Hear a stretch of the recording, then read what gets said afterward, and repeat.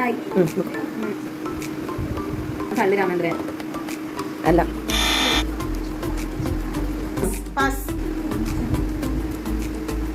ഇടയ്ക്ക് കണ്ണു പറഞ്ഞു.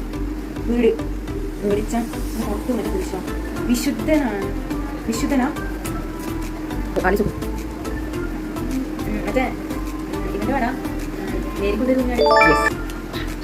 ദിലീപിന്റെ പടം. മൂന്നാമത്തത് ദിലീപിന്റെ പടം. എന്താകലോ ദിലീപ് ഇങ്ങനെ എന്തോ ചെയ്തിട്ടുണ്ട് പോലെ.